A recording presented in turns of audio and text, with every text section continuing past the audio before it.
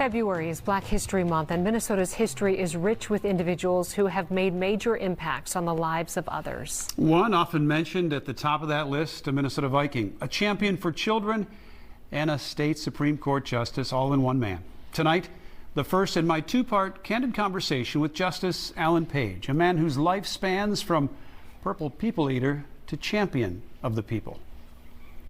First of all, Justice Page, thanks for sitting down with me today. I appreciate it. It's an honor for me. Oh, you're welcome. All right. Thank you for having me. Yeah, in the midst of Black History Month. So you're such an iconic figure in Minnesota. We really wanted to include you in our profiles this month. So thank you again. I'm going to start with some questions that kind of run the gamut of your life. Okay? Sure. If you had to pick something that your parents instilled in you as a child, what would that be? They had this thing about seeking excellence. Their view was, for me and my siblings, to do whatever we did as well as we could. They used to say, you're going to be a doctor, be the best doctor you can be. You're going to be a garbage collector, be the best garbage collector you can be. And that's something that has stuck with me today. Your view of your biggest accomplishment as a football player, at any level? I don't know that I'm the one to talk about what was the biggest. There were a lot of them. And the other thing is, when you start quantifying your accomplishments, you come up with one which diminishes all the others. And for me, my football career was always a work in progress. And what was important was, you've done this today, but what about tomorrow? And how do you improve on that? Law school. Did you ever find yourself wondering if sitting there hitting the books was worth it?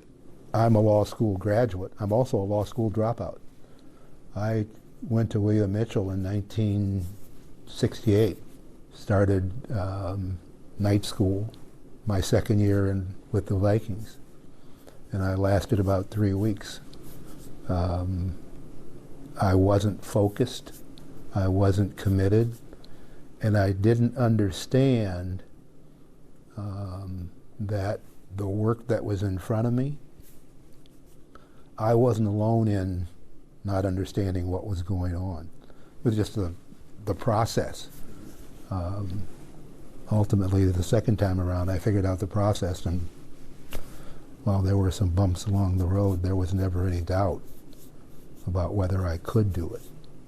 I'm wondering what thought went through your head as the Presidential Medal of Freedom was being placed over your head in 2018.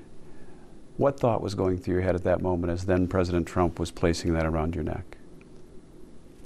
That I hope that Diane, or I wish that Diane could have been there, and honored that the work that the two of us had done was being recognized. Let's talk about that. Your greatest accomplishment in life would be what? Being smart enough to marry her. That's great. That's great. She would say I was a little slow on the uptake, but I'm going to ask you this question. I think I know the answer based on what you just said, but let's start with best moment of your life. The moment I met Diane. And worst moment of your life? The moment I lost her. Yeah. There's several things stuck with me during my time with Justice Page. The depth of his love for wife Diane, you saw it there, who he lost 5 years ago to cancer. How little of his identity is wrapped up in his football career, and how important today's children are to the Page Foundation for Education, something he holds near and dear. Now, tomorrow night at 9, Justice Page's take on some of the day's biggest issues. What were you feeling when you witnessed the aftermath of George Floyd and other events that have happened in this country in the last handful of years? My immediate reaction was thoughtless on everybody's part. More from Minnesota icon Justice Alan Page tomorrow at 9 in this Black History Month. So interesting to hear from him talk about so many different subjects and his own personal life.